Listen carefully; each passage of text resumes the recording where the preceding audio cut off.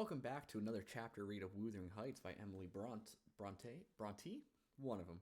Today we're reading chapter 7, and we'll just get right into it. Kathy stayed at Thrushcross Grange 5 weeks, until Christmas.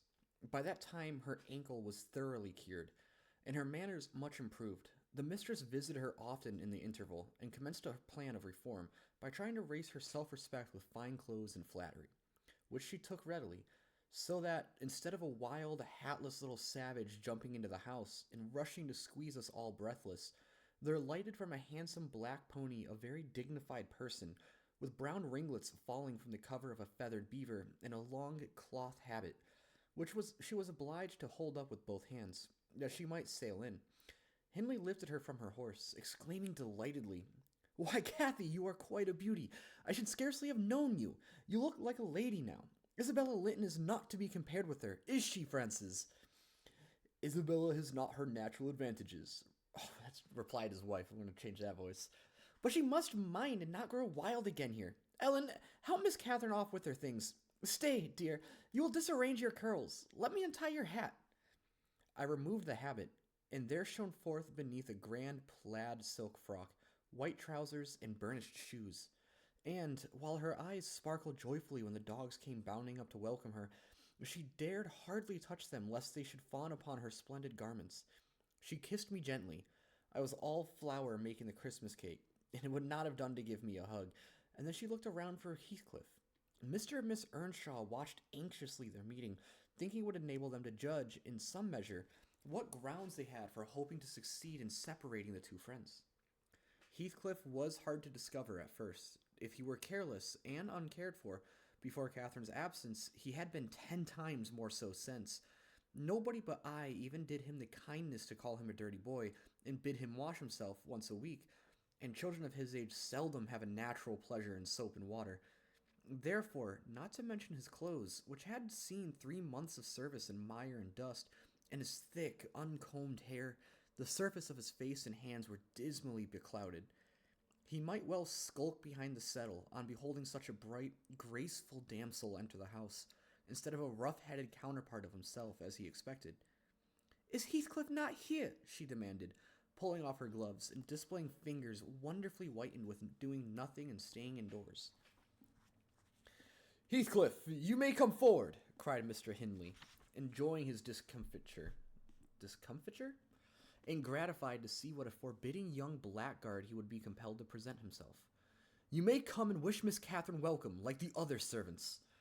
Kathy, catching a glimpse of her friend in his concealment, flew to embrace him.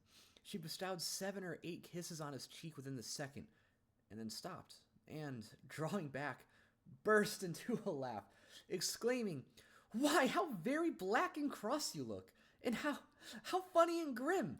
But that's because I'm used to Edgar and Isabella Linton. Well, Heathcliff, have you forgotten me?" She had some reason to put the question, for shame and pride threw double gloom over his countenance, and kept him immovable. "Shake hands, Heathcliff," said Mr. Earnshaw, condescendingly. "Once in a way that is permitted." "I shall not," replied the boy, finding his tongue at last. "I shall not stand to be laughed at. I shall not bear it." And he would have broken from the circle, but Miss Cathy seized him again. "I did not mean to laugh at you," she said. "I could not hinder myself. Heathcliff, shake hands at least. What are you sulky for? It was only that you looked odd. If you wash your face and brush your hair, it will be all right. But you are so dirty." She gazed concernedly at the dusky fingers she held in her own, and also at her dress, which she feared had gained no embellishment from its contact with his. "You needn't have touched me," he answered, following her eye and snatching away his hand. "I shall be as dirty as I please, and I like to be dirty, and I will be dirty." With that, he dashed headforemost out of the room, amid the merriment of the master and mistress, and to the serious disturbance of Catherine, who could not comprehend how her remarks should have produced such an exhibition of bad temper. After playing lady's maid to the newcomer, and putting my cakes in the oven, and making the house and kitchen cheerful with great fires, befitting Christmas Eve, I prepped to sit down and amuse myself by singing carols, all alone, regardless of Joseph's affirmations that he considered the merry tunes I chose as next door to songs. He had retired to private prayer in his chamber, and Mr. and Miss Earnshaw were engaging Missy's attention by sundry gay trifles, bought for her to present to the little Lintons, as an acknowledgement of their kindness. They had invited them to spend the morrow at Wuthering Heights, and the invitation had been accepted. On one condition, Miss Linton begged that her darlings might be kept carefully apart from that naughty, swearing boy. Under these circumstances, I remained solitary. I smelt the rich scent of the heating spices and admired the shining kitchen utensils, the polished clock, decked in holly, the silver mugs ranged on a tray ready to be filled with mulled ale for supper, and above all, the speckless purity of my particular care, the scoured and well-swept floor. I gave due inward applause to every object, and then I remembered how old Earnshaw used to come in when all was tidied and call me a Cantalas, and slip a shilling into my hand as a Christmas box. And from that, I went on to think of his fondness for Heathcliff, and his dread lest he should suffer neglect after death had removed him. And that naturally led me to consider the poor lad's situation now, and from singing, I changed my mind to crying. It struck me soon, however, there would be more sense in endeavoring to repair some of his wrongs than shedding tears over them. I got up and walked into the court to seek him. He was not far. I found him smoothing the glossy coat of the new pony in the stable, and feeding the other beasts according to custom. "Make haste, Heathcliff," I said. "The kitchen is so comfortable, and Joseph is upstairs.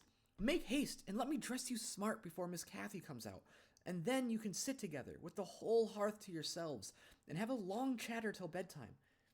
He proceeded with his task, and never turned his head towards me. "Come, are you coming?" I continued. "There's a little cake for each of you, nearly enough, and you'll need half an hour's donning." I waited 5 minutes, but getting no answer, left him. Catherine supped with her brother and sister-in-law. Joseph and I joined at an unsociable meal, seasoned with reproofs on one side, and sauciness on the other. His cake and cheese remained on the table all night for the fairies. He managed to continue work till 9 o'clock, and then marched dumb and dour to his chamber. Cathy sat up late, having a world of things to order for the reception of her new friends. She came into the kitchen once to speak to her old one, but he was gone, and she only stayed to ask what was the matter with him, and then went back. In the morning, he rose early, and, as it was a holiday, carried his ill humor onto the moors, not reappearing till the family were departed for church. Fasting and reflection seemed to have brought him to a better spirit. He hung about me for a while, and having screwed up his courage, exclaimed abruptly, "Nelly, make me decent. I'm going to be good." "High time, Heathcliff," I said. "You have grieved Catherine. She's sorry she ever came home, I dare say. It looks as if you envied her, because she is more thought of than you." The notion of envying Catherine was incomprehensible to him, but the notion of grieving her, he understood clearly enough. Did she say she was grieved?" he inquired, looking very serious. "She cried when I told her you were off again this morning." "Well, I cried last night," he returned, "and I had more reason to cry than she." "Yes, you had the reason of going to bed with a proud heart and an empty stomach," said I. "Proud people breed sad sorrows for themselves.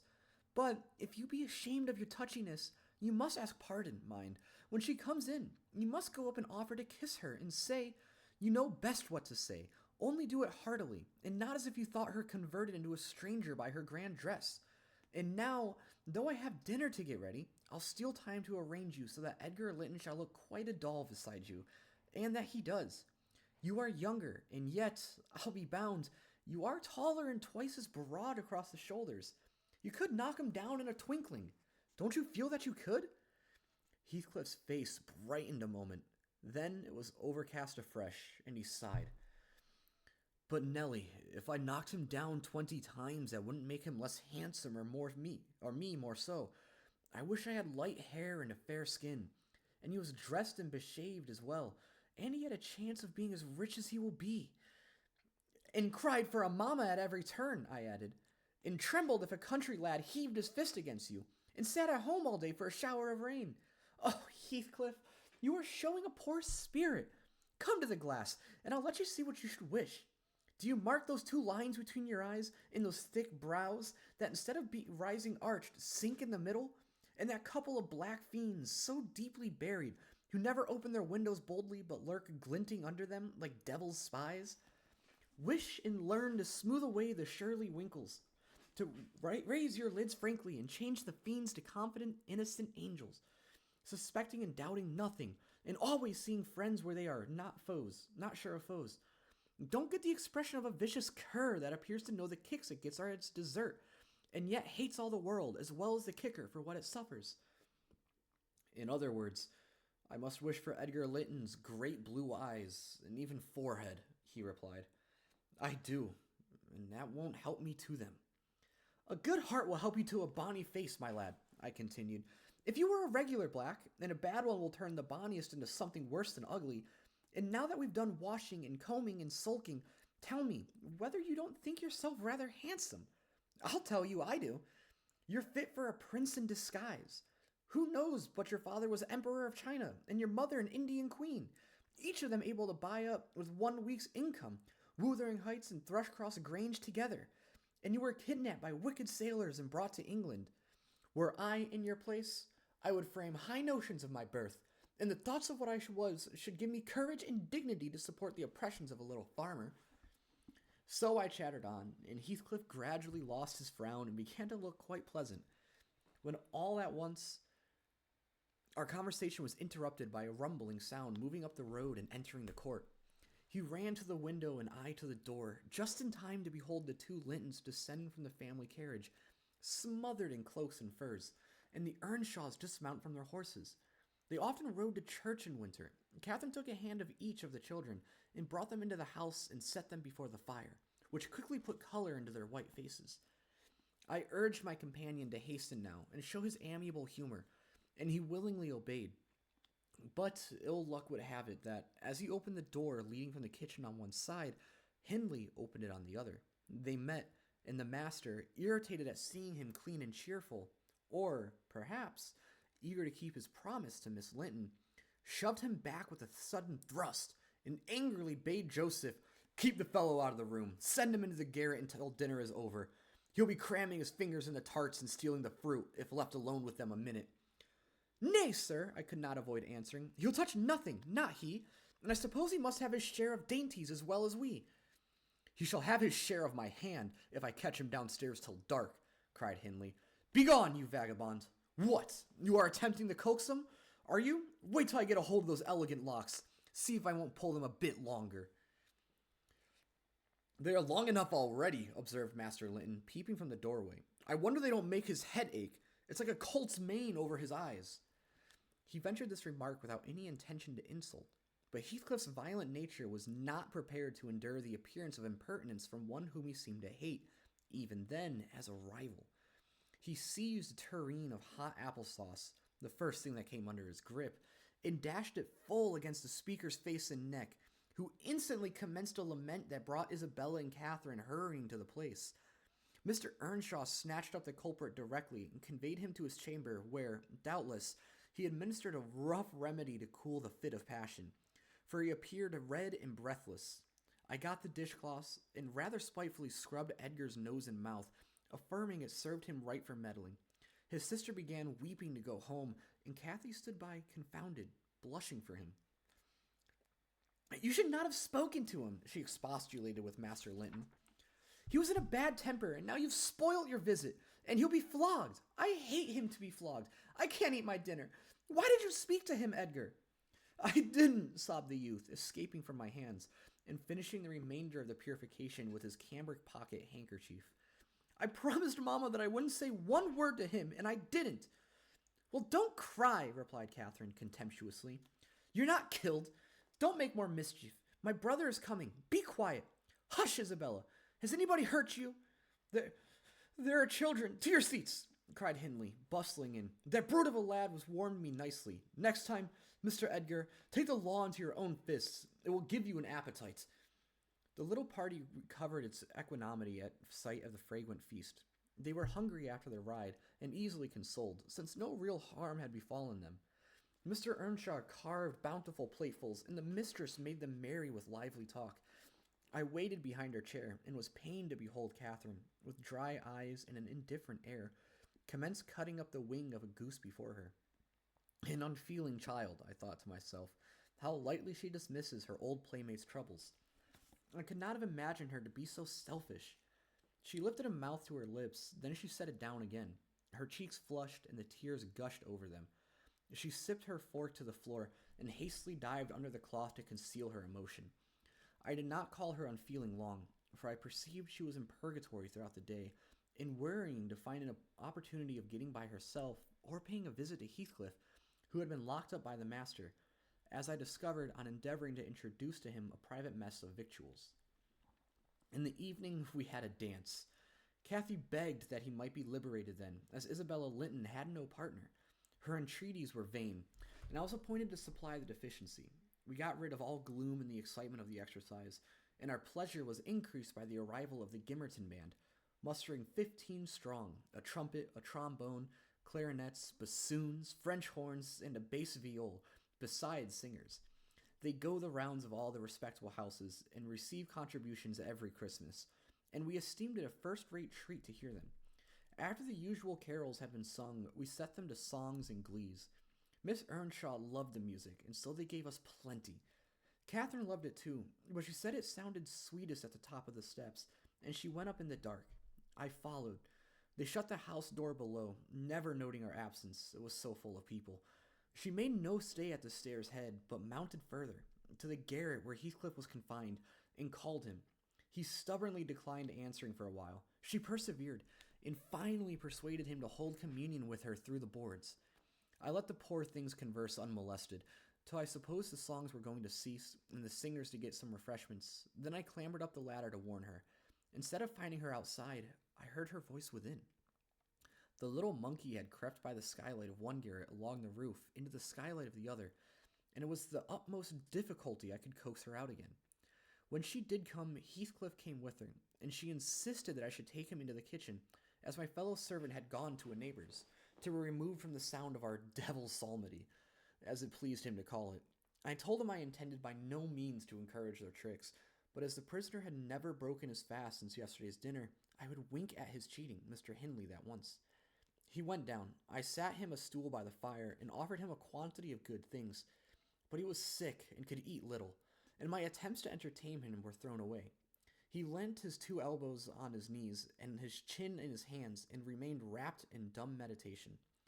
On my inquiring the subject of his thoughts, he answered gravely, "I'm trying to settle how I shall pay Hindley back.